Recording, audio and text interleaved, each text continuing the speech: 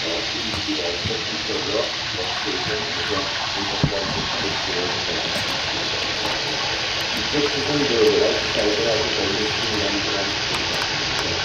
나중에 좀더 라미 4.0 모델을 만든 배경은 일단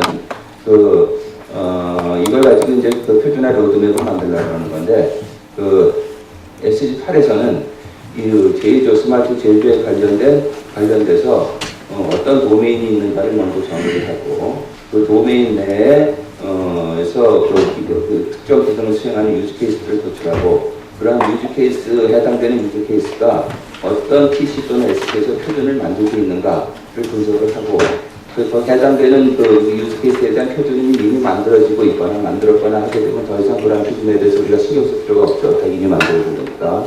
근데 유즈 케이스가 있는데 거기에 해당되는 표준을 만드는 TC가 없다. 그러면 새로운 TC를 만들어서 그런 기록들을 우리가 개발을 해야겠죠. 그래서 그런 것들을 하기 위해서 이런 아키텍처를 먼저 만들어가지고 표준화 작업을 진행을 하고 있습니다.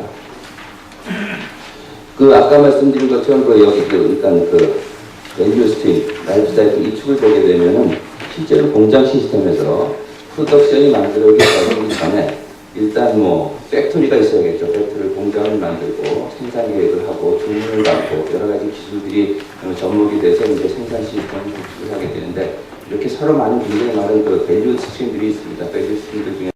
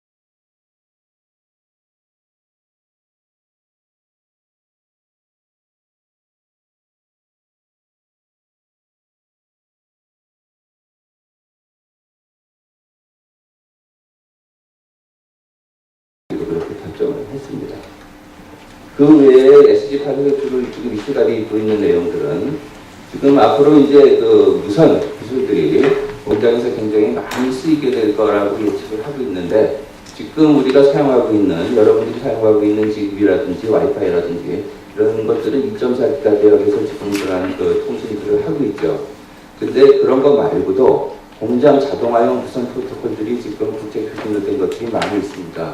와이어리스 하트라든지 ISA 100라든지 아니면 중국에서 만들어진 WIA-PA라는 이러한 그 공장에서 사용되기 위한 무선 프로토콜로 개발돼서 표준화까지 된 그러한 프로토콜들이 많이 있는데 이것들이 전부 다 2.4기가 대역의 같은 주파수 대역을 쓰고 있습니다.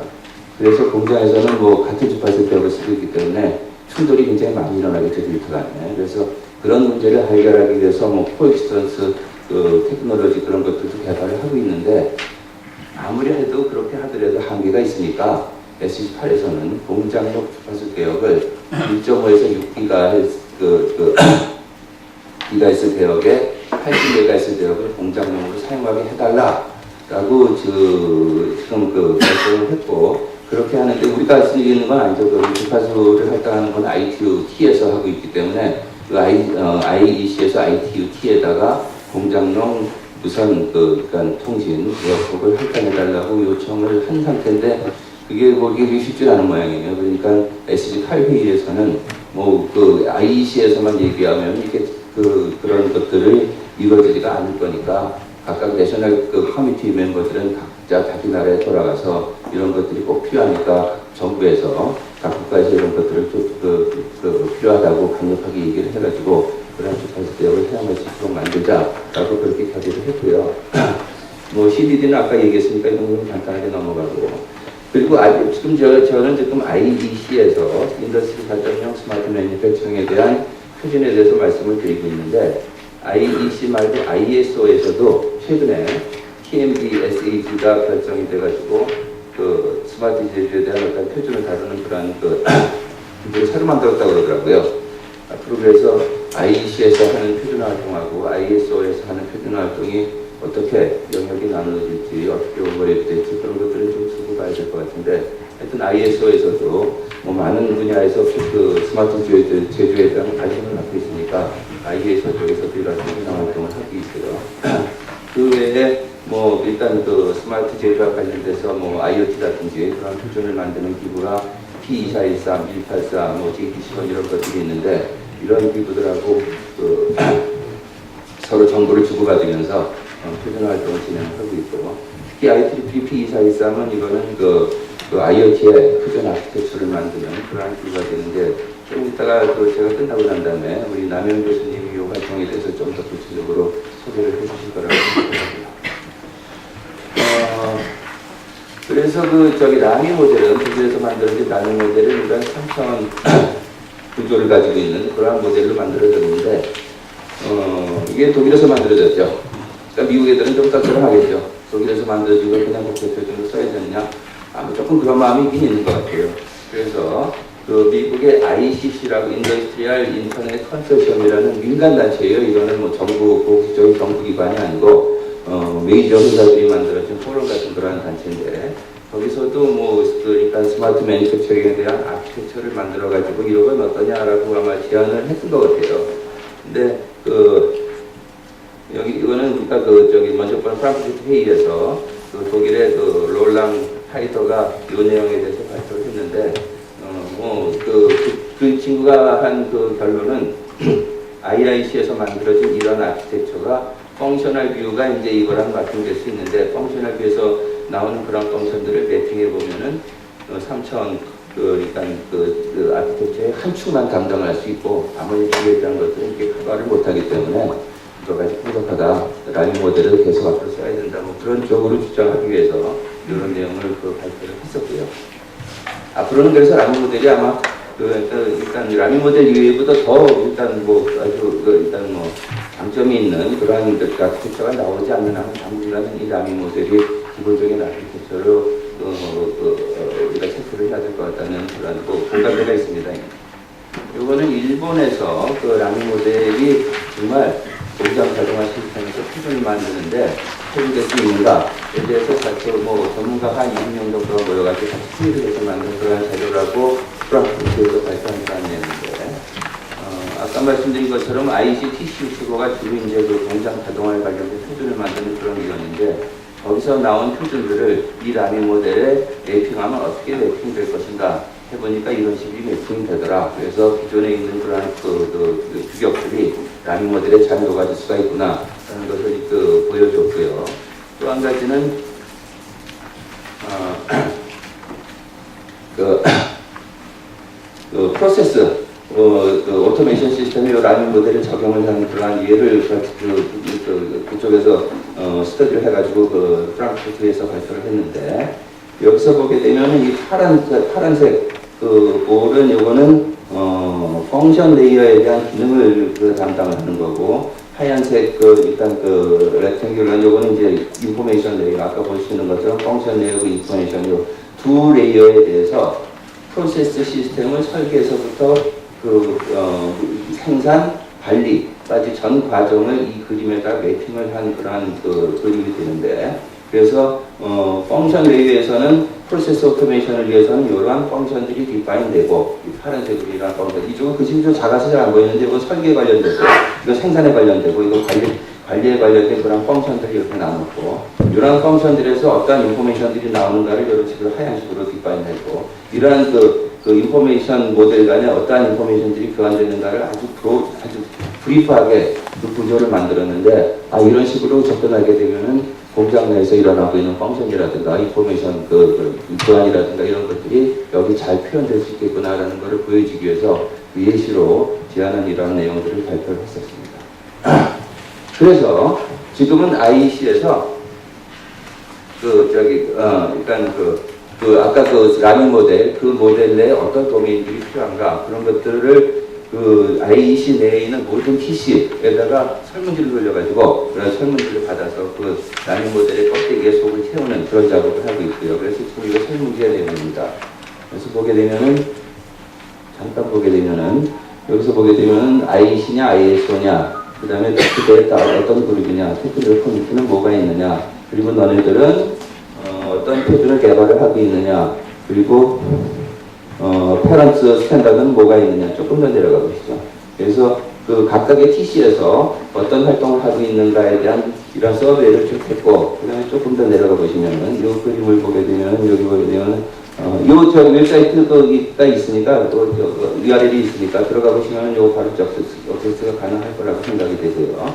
또 쭉 내려가 보시면은 요건 라미 모델이 뭔가에 대한 간단한 설명을 주어졌고 요 라미 모델이 기반으로 해서 각각 TC에서 해당되는 그런 기술은 여기 어디에 해당되는가 어디에 해당되는가를 다 마킹하라고 그래서 이 작업이 끝나게 되면은 그 제조업에 관련된 표준들이 어디서 누가 어떤 표준을 개발하고 있다는 것을 다 파악할 수가 있게 되고 그 다음에 어떤 기술들은 지금 꼭 표준이 필요한데 그런 표준은 아직 만들어지는 데가 없으니까 새로운 TC를 구성해서 그런 표준을 만들어야겠다라는 그런 것들을 결정할 수가 있고 그래서 그런 기본 작업을 지금 SC9에서 SC8에서 그런 작업을 지금 진행하고 있습니다.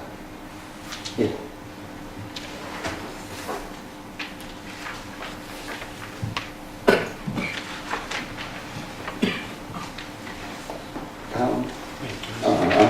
그래서 이런 지금 로드맵은 아까 말씀드린 이러한 라미 모델 기반으로 해서 로드맵이 작성되고 있다는 걸 말씀드렸고요. 그 외에 지금 IEC SG8에서는 지금 그쪽에서 제조 자동화에 대한 어떤 표준화 활동을 하고 있는데 이거를 가능하면은 전 세계 제조 자동화에 관련된 모든 사람들한테 빨리 알려야겠다라는 그러한 계획을 가지고 지금 아웃리치를 준비를 하고 있는데 아웃리치의 가장 큰 대상은 인더스트리입니다. 라지, 글로벌 인더스트리부터 스몰, 미디엄, 중소기업까지 이러한 인더스트리를 대상으로 SG8이라는 표준 어떤 아키텍처하고 로드맵이 작성이 되고 있으니 참고를 해라라고 해서 아웃리치를 준비를 하고 있고요. 지금 최근에 어나운스된 그런 정보를 보게 되면은 내년도 세컨드 쿼터에 약 200명 정도가 참여하는 그 콩그레스 워크숍을 열겠다라고 그 제안을 뭐 준비를 하고 있는 모양인데 아직 어디서 개최할지는 정해지지는 않았습니다. 그런데 일단 그 산자부에서도 지금 여기에 대해서 관심을 갖고 있고 그래서 산자부하고 얘기가 잘 되게 되면은 아마 요거를 한국으로 유치하는 것도 한번 지금 고려를 해보고 있고요. 만일 이게 한국으로 유치된다 그러면은 여기서 굉장히 많은 스마트 제조에 관련된 굉장히 많은 아주 주옥 같은 정보들이 많이 나올 것 같은데 그런 것들을 직접 액세스할 수 있는 그런 기회가 될 수 있을 것 같아요. 그래서 이건 계속 저희들이 논의 중에 있습니다. 그래서 아까 SG8은 템포럴리 공식이라고 했는데 그러면은 내년 지금 계획으로는 내년 한 8월 달쯤에 활동이 끝나게 되는데 그 이후에는 시스템 커뮤니티 그룹이라는 영구적인 조직으로 변하게 됩니다. 그래서 SG8에서 로드맵만 만들고 끝나는 게 아니고 로드맵이 만들어지게 되면 시스템 커뮤니티로 바뀌어서 앞으로 스마트 제조에 관련된 그런 표준들을 여기서 직접적으로 다루는 그런 기구로 이제 바꿔볼 수 있을 것 같습니다. 예. 다음에는 TC65 회의에 대해서 작년 10월 달에 대련에서 열린 회의인데 TC65 회의에서 이런 나온 내용들을 잠깐 말씀을 드리고요. 지금까지 우리가 자동화 관련된 표준화 기구가 크게 두 가지가 있는데 하나는 TC284고 하나는 TC65입니다. 근데 TC284에서는 ISO TC284인데 거기서는 자동화 시스템에 관련된 어떤 개념에 대한 어떤 일반이라든가 이런 쪽에 대한 표준을 만들고 있어서 TC184 표준들은 시장하고 직접 연결되지 않는 반면에 IC TC65에서는 여기서는 현장에서 이런 시스템을 운영하는 사람들이 운영하다 보게 되면 이런 기술이 필요한데 이거 표준을 만들어야 되는데 그런 사람들이 모여가지고 표준을 만들고 기술을 만들고 표준을 만드는 그런 위원이기 때문에 여러분들이 일단 여기 대부분의 여기 계신 분들이 이제 공장과 관련된 분들이 많이 오셨을 텐데 여러분들이 공장에서 피부로 느끼고 있는 그런 문제들을 실질적인 문제들을 TC65에서 표준을 가지고 있습니다. 그래서 TC65가 10월 달에 플래너리 미팅이 열렸을 때 거기서 나온 내용에 대해서 간단하게 말씀을 드리고요. 지금 TC65 조직은 굉장히 큰 조직입니다. IC에 여러 가지 TC가 있는데 그런 TC 중에서도 굉장히 큰 TC 중에 하나고요. 서브 TC가 ABC 이 4개가 있는데 먼저 65A는 주로 시스템에 관련된 그런 표준을 다루는 워킹 그룹들이 쭉 워킹 그룹들이 있는데 그 중에서 제가 중요하다고 생각하는 것만 그냥 이런 그룹을 빨간색으로 마킹을 했는데 워킹 그룹 SGA에서 제일 중요하게 우리가 고려를 해야 될 것은 펑셔널 세이프티, 공장에서 여러 가지 세이프티 문제가 일어날 수가 있는데 그런 것들을 어떻게 미연에 방지할 수 있는가에 대한 기술들을 이미 만들어가지고 그래서 여러분들이 TC65에 나와 있는 이러한 워킹 그룹의 기술들을 보게 되면은 그러니까 저런 기술들은 내가 필요한데 저런 것들은 공장에서 써야 되는데 하고 들춰보면 얘네들이 이미 다 만들어요. 그래서 아마 여기 있는 리스트업을 보시게 되면은 여러분들이 생각하고 있는 그런 필요한 기술들이 표준화되어 있는 것들이 이렇게 있고 지금 65A에서는 펑셔널 세이프티가 65B는 주로 이제 디바이스 관련된 그런 표준들이 센서라든지 이베리에이션, 퍼포먼스 이베리에이션이라든지 컨트롤 이런 디바이스에 관련된 표준 규격들이 만들어지고 있고요. C에서는 이제 네트워크, 공정에 사용되는 네트워크 시스템들에 대한 표준을 주로 다루고 있는데 펑셔널 세이프티 커뮤니케이션 일단 데이터가 전달되는 과정에서 0이 1로 바뀌고 1이 0으로 바뀌어가지고 로봇이 사람을 친다거나 이런 일이 일어나면 절대 안 되겠죠. 그래서 그런 것들을 어떻게 미연을 방지할 것인가, 세이프티 통신 어떻게 보장할 것인가에 대한 그러한 기술들을 개발하고 있고 하이 어베일리티는 뭐냐면은 여러분들이 PC를 돌리다가 문제가 생기면 어떻게 해요? 정안 되면 껐다 크죠. 껐다 키면 다시 정상 문제에서 동작이 되고 있죠.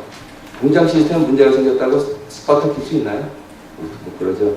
그러면 만일 공장을 한번 세웠다가 다시 돌림으로써 우리가 지불해야 되는 비용들이 엄청나기 때문에 그걸 못합니다. 그래서 그런 문제가 아예 생기지 않게 예를 들어가지고 통신 시스템에서 어떤 라인이라든가 어디 문제가 있으면은 그러한 신호가 자동적으로 다른 루트로 전달돼 가지고 공장이 절대 세워질 수 없도록 하는 그러한 기술들을 하이 어베일리티 네트워크 시스템 워킹그룹에서 개발을 하고 있고요. 와이어리스, 앞으로 와이어리스에 대한 것들은 점점 커질 것 같고요. 우리가 IoT를 얘기하고 있는데 그때가 되면 무선에 대한 표준이 굉장히 커지게 되겠죠. 그래서 이러한 와이어리스에 대한 표준들도 가지고 있고 와이어리스 코익스턴트는 아까 말씀드린 것처럼 서로 다른 프로토콜들이 한 공장 내에서 동작을 하고 있는데 이런 것들 간에 충돌이 있는데 이런 충돌 문제를 어떻게 해결하게 될 것이냐 이런 것들에 대한 표준을 다루고 있어요. 그래서 여러분들 그런 것도 필요하기 때문에 한번 그런 것들이 필요하다라고 생각했을지도 모르겠는데 그러한 기술들이 이미 기술도 완성됐고 표준도 다 완성이 됐다는 얘기죠. 그 다음에 그 2에서는 65.2에서는 그러니까 주로 이제 시스템 인티그레이션에 관련된 그런 표준을 다루고 있는데 좀 우리가 중요하게 봐야 될 그런 기술이 OPC 기술하고 그다음에 오토메이션 ML 우리가 XML을 많이 쓰고 있죠. XML을 오토메이션 환경에서 맞게 그러니까 바꾸는 그러한 점을 오토메이션 ML 워킹 그룹에서 그러한 일들이 진행이 되고 있고요. 그리고 TC65 직접 산하에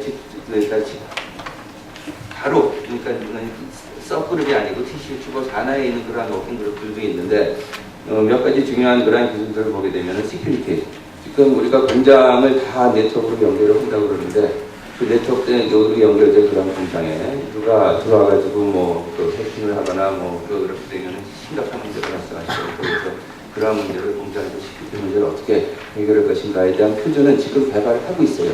아직 완성된 단계는 아닌데 일부는 완성되어 있고 그러한 문제들을 여기서 다루고 있고 그 다음에 에너지 문제도 굉장히 중요하니까 에너지 문제 공장 자체를 모델링해서 컴퓨터에 집어넣는 디지털 컴퓨터라든지 아니면 스마트 그리드하고 연결되는 그러한 기술이라든지 이러한 기술들이 이미 다 기술로도 만들어져 있고 표준으로 만들어져 있는데 사실은 여러분들이 TC65가 있는지 잘 몰랐었고 그 안에서 어떤 행동을 할까 DP가 있는지도 모르는 분들이 굉장히 많았을 거예요. 그래서 지금 제가 공장에 있는 분들하고 이렇게 만나가지고 얘기를 하게 되면 그런 기술 이미 TC65 업체로 벌써 만들고 있는데 그럼 거기서 참고하고 그런 상황이더라고요.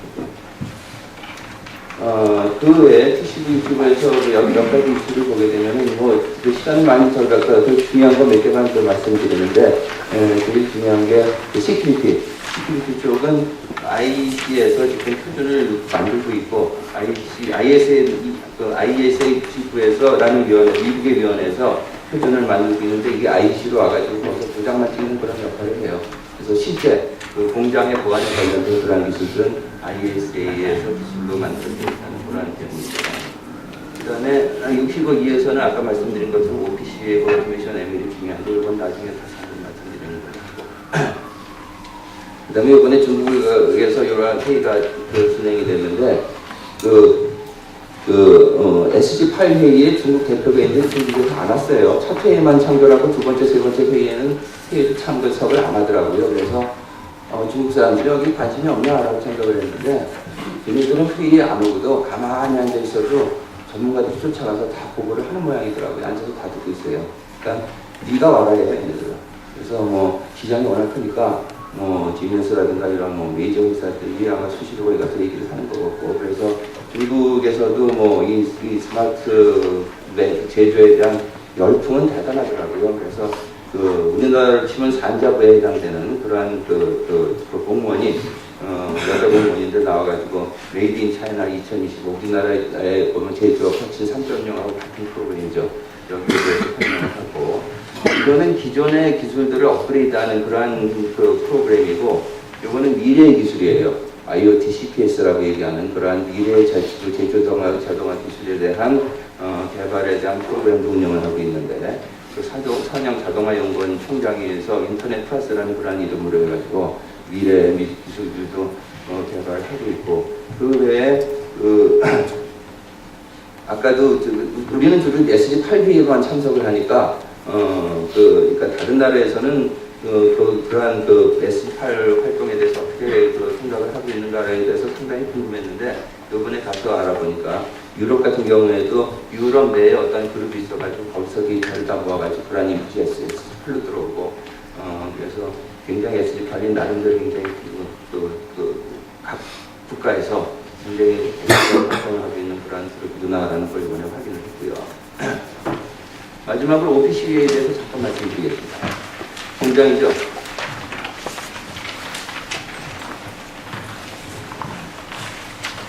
공장에서 사용되는 프로토콜들입니다. 엄청나게 많은 프로토콜들이 사용되고 있죠. 서로 말이 안 통하는 프로토콜들입니다. 이 공장에 보게 되면 중국말 쓰는 사람, 일본말 쓰는 사람, 독일어 쓰는 사람, 한국말 쓰는 사람 섞여 있습니다. 이렇게.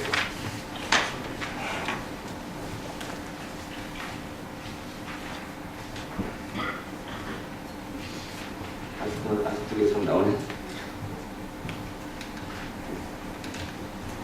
이거는 공장의 계층입니다. 이퀴먼트 계층, 그 다음에 스테이션 계층, 셀 계층, 스테이션 섹션 계층, 섹터 계층, 엔터프라이즈. 여기서 여러분들이 잘 눈에 익은 ERP라든가 CPS 이런 것들이 있죠. 이러한 계층들을 따로 놉니다. 얘네들이 언어가 다 달라요. 그래서 실제로 지금 뭐 공장에 계신 분들이 다 이해를 하고 있겠지만 제일 심각한 문제가 서로 말이 안 통하는 디바이스들끼리 IoT라는 건 뭐예요? 디바이스끼리 연결을 하라고 그러는데 연결하면 뭐예요? 말을 통하는 이러한 작업을 우리가 먼저 시작을 해야 되는데 그래서 제가 OPC라는 기술이 굉장히 우리 현 시점에서 굉장히 중요한 기술이고 이런 것들 빨리 도입을 해서 기계끼리 최소한도 기본적인 언어가 되도록 환경을 만들어줘야지 거기다가 어떤 뭐 펑션들을 집어넣어가지고 미래의 공장을 만들 수 있겠다라는 생각을 해가지고 오늘 세미나에서는 제가 이 OPC에 좀 소개를 시켜드리려고 일부러 좀 시간을 마련을 했습니다. 지금 상황은 어떠냐면은 매니팩처러, 서플라이어, 그 다음에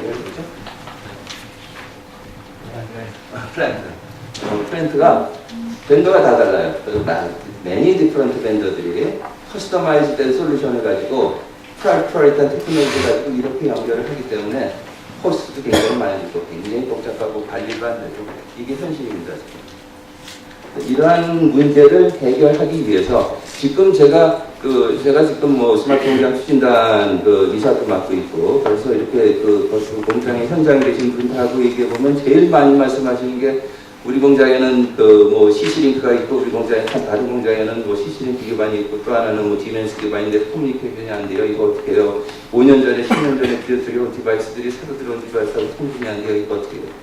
아마 가장 큰 고민들을 하고 있는 이런 상황들이 다 있을 거라고 생각이 됩니다. 그래서 OPC가 없을 때는 예를 들어서 어플리케이션들이 있고 PLC, DCS 컨트롤러가 있는데 얘는 중국말하고 얘는 불란서말하고 얘는 독일말하고 그럼 어플리케이션은 중국말, 불란서말, 독일말을 다 할 수 있는 그런 사람이 얘를 풀기는 가능합니다. 그러다 보니까 비싸죠. 일단 위험하죠. 에피션시가 떨어지죠. 이게 옛날 시스템인데 가장 기본적으로 OPC 개념을 설명을 드리면은 공장에 이렇게 많이 말 쓰지 말고 공용어를 하나 정하자. 예를 들어서 영어를 하나 딱 정하면은 얘 독일어 쓰는 애는 뭐 영어로 번역하고 불어 쓰는 애는 영어로 번역하고 이렇게 가지고 영어만 가지고 서로 얘기하게 되면은 굉장히 많이 줄어들죠. 이전보다는 복잡성이라든가 이런 것들이 굉장히 많이. 기본적인 개념은 이런 식으로 접근하는 게 OPC의 기본 개념이고요. 그래서 우리가 OPC UA라는 그런 기술을 도입하게 되면은 디바이스 레벨에서부터 시스템 인테그레이션, 엔터프라이즈까지 외부에는 클라우드까지 모든 기기들이 다 서로 최소한도 데이터를 주고받을 수 있는 그런 환경이 되는 거죠. 그래서 디바이스가 서로 연결되는 환경이 만들어지게 되면 여기서부터 이제 여러분들이 새로운 어떤 펑션들을 집어넣어가지고 점점 발전돼서 우리가 지금 얘기하고 있는 IoT, CPS가 완전히 변된 그런 공정으로 갈 수 있는데 이게 안 돼 있으니까 지금